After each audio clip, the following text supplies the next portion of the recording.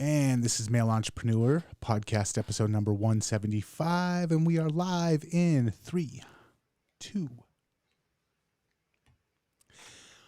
Welcome back to the Male Entrepreneur podcast, the podcast for men who win with a man who wins himself, Purdeep Sangha. Purdeep, how you doing today, man?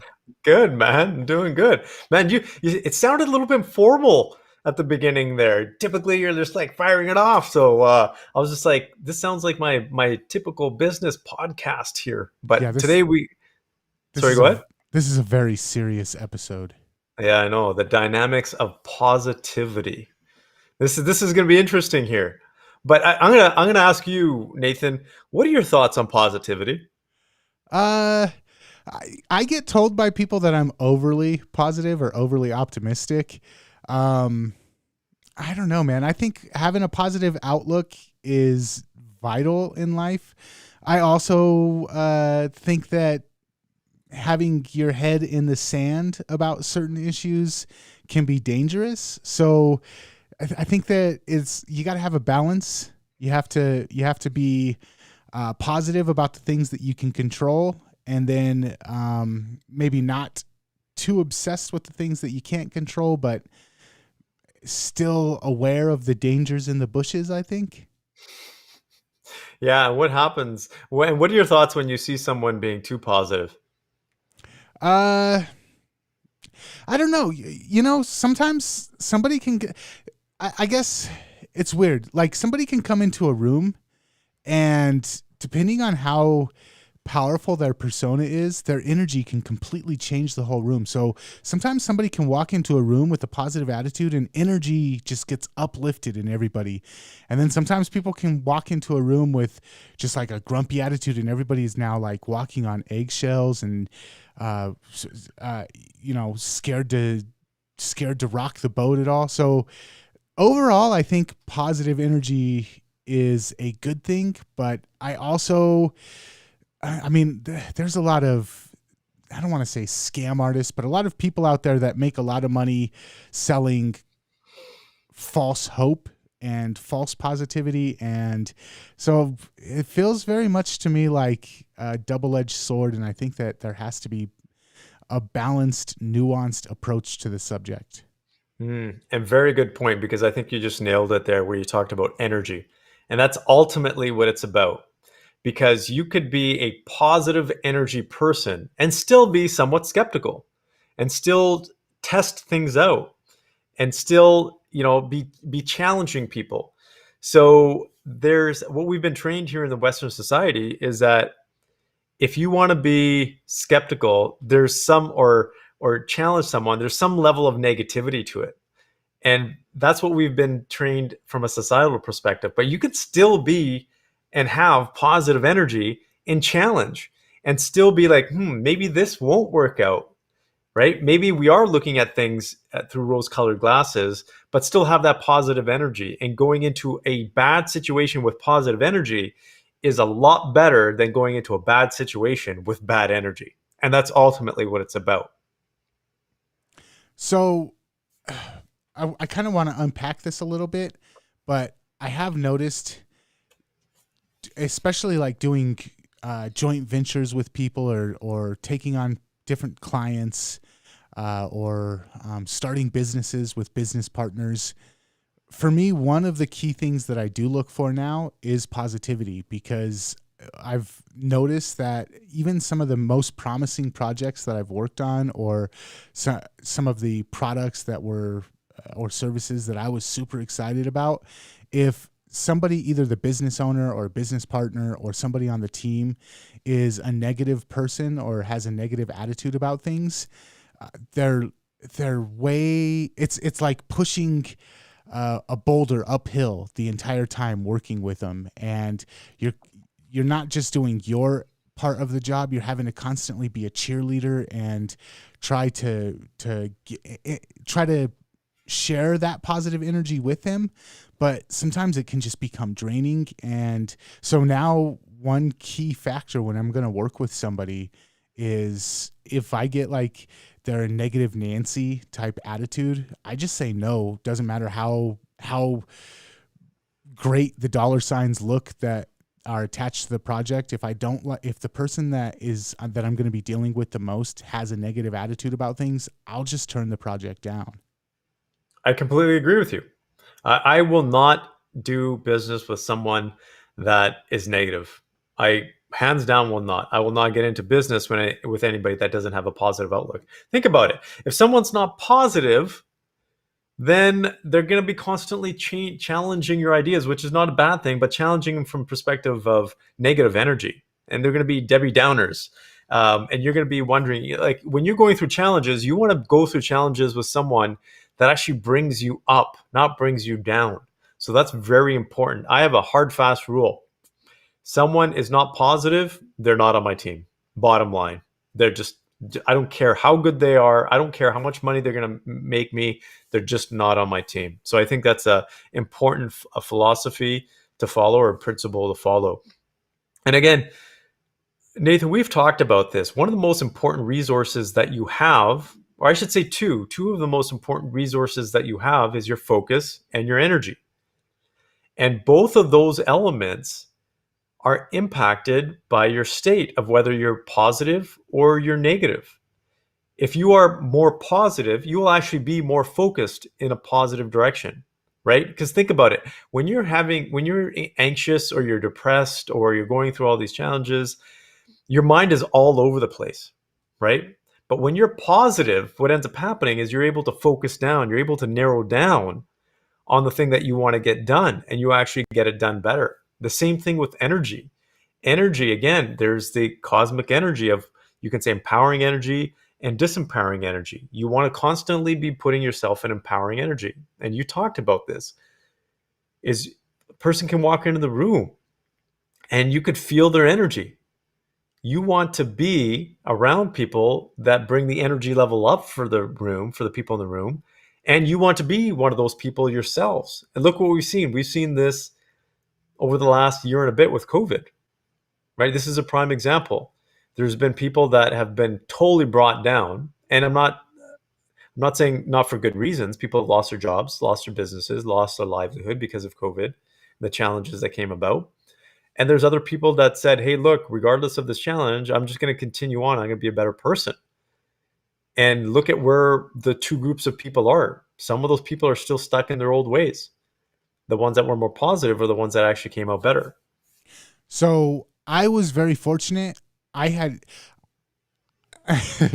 COVID really pissed me off, and our reaction to it, I didn't think was justified. I thought it was a legitimate threat, but I thought that the cure was worse than the disease in a lot of aspects.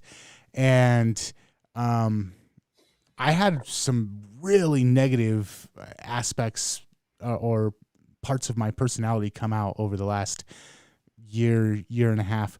But I also had people like you that were kind of like an anchor for me to remain, to remember, okay, I need to hold on to these parts of my personality as well. I need to hold on to this way of thinking as well. So I was fortunate to have that. And I thank you for that. First of all, working on this project every week, I have a reminder of why not to just throw my hands up in the air. But I want to get your take on people that are smarter, people that are more intelligent, usually deal with depression a lot more. They say that ignorance is bliss, I guess. It's real easy to be happy if you got your head in the sand. And entrepreneurs, we tend to be high achieving people. We tend to be a little bit more intelligent than the average person out there. And so we might tend to deal with depression or tend to deal with seeing aspects of life and reality that other people just ignore. And with some of the people that I have worked with in the past, they're just not able to, it seems like they're just not able to be happy. And I want to get your take on dealing with either maybe a significant other, a business partner, or maybe you're not even supposed to fix them, but just kind of understanding why it is that some people have so much potential and so brilliant, and they're just not capable of being happy. For me, one person in my life it's somebody who I can't just say, you're not part of my life anymore. And I really care about him, but just trying to talk about how it is that I try to keep a positive mindset about things, and how it is that I'm able to keep going and moving forward and being optimistic about things.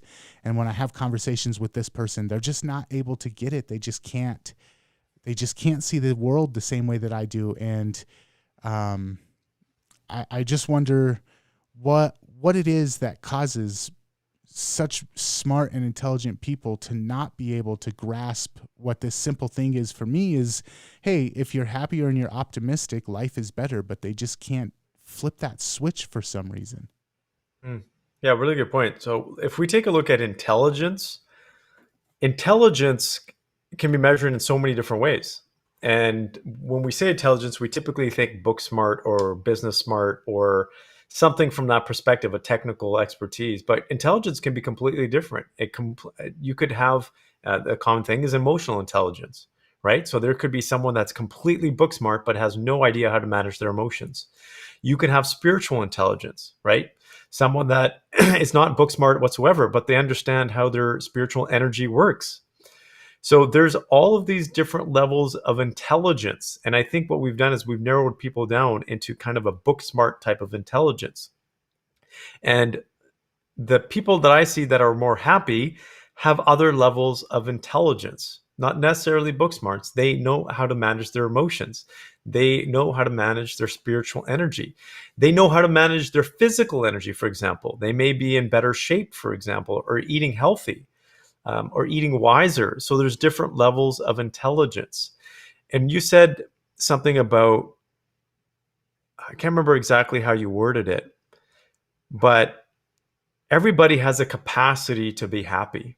The challenge is that not everybody has a training to be happy, because society trains us in so many different ways.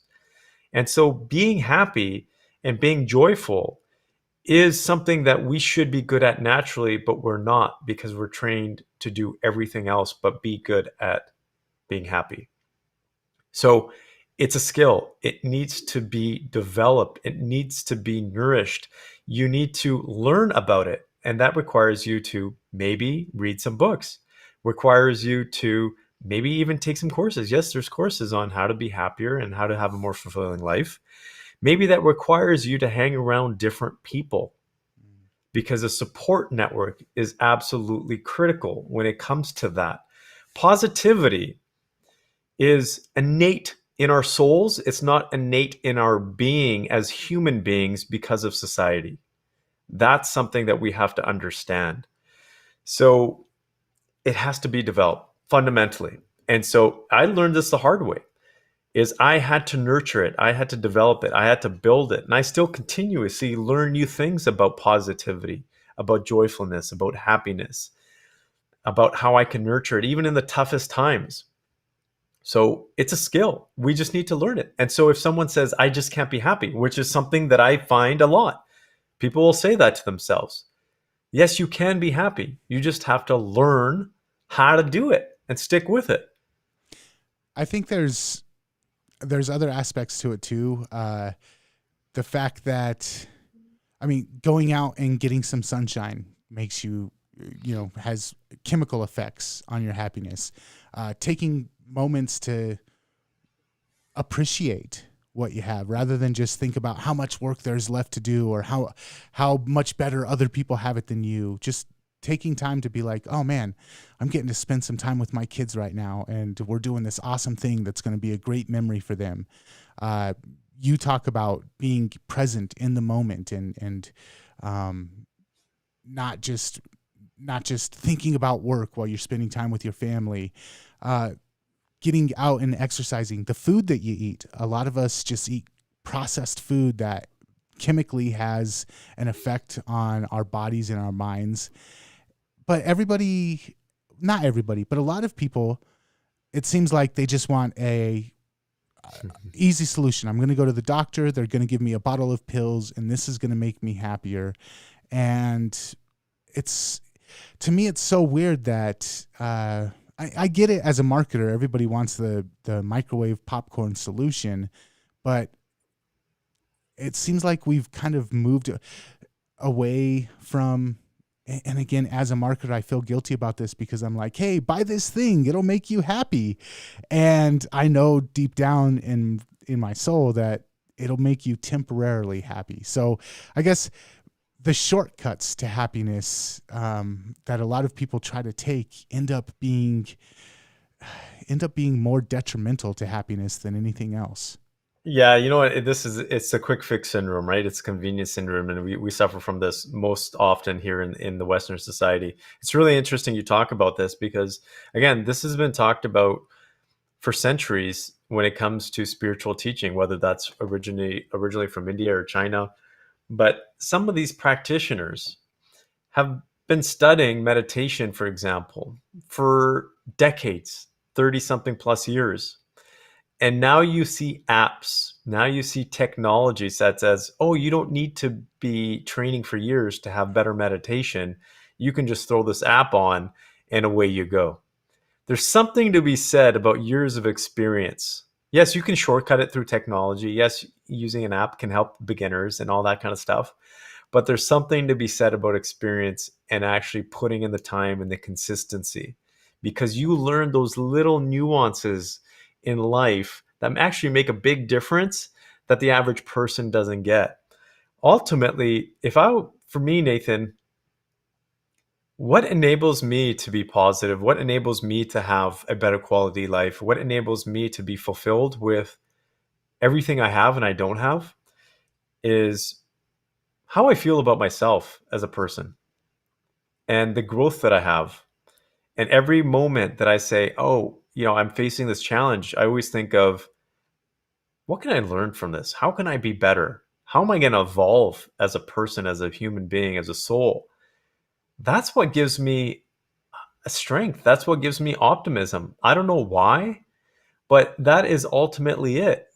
And I think, and I know this actually with working with other men, when they feel like they're growing internally as a person, as a man, they feel less tied to the external situation and the circumstances, and they have a better and more positive attitude.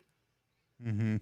It's one of those paradoxes where we seek comfort in order to find happiness, but it's really for a lot of us, it's the overcoming of adversity, the struggle and coming out stronger on the other side that brings us happiness. So what we're seeking, we're going about it almost the exact opposite way of actually being able to achieve it.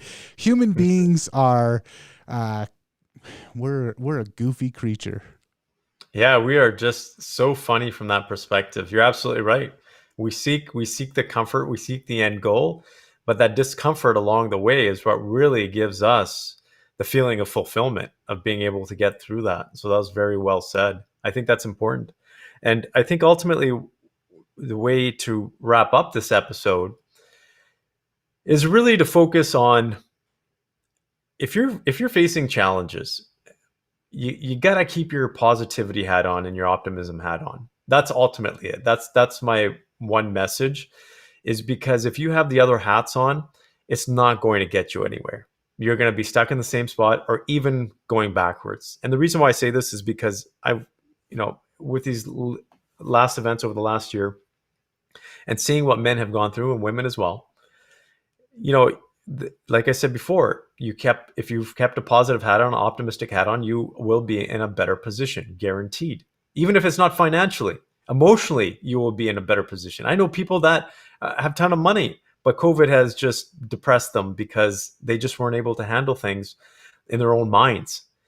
So anytime we have a challenge, I know it's easy to say, it's tougher to do. Remain positive, remain optimistic, because that is one thing that you have control over, because everything else you don't really have control over. And do yourself a favor, tune out all the negative media and subscribe to positive media like the Male Entrepreneur Podcast. And if people want to do that, where's the best place to go? Yeah, check out youtubeformen.com and malepodcast.com. All right, man. Until next time, we will catch you later. Great way to end it. Take care.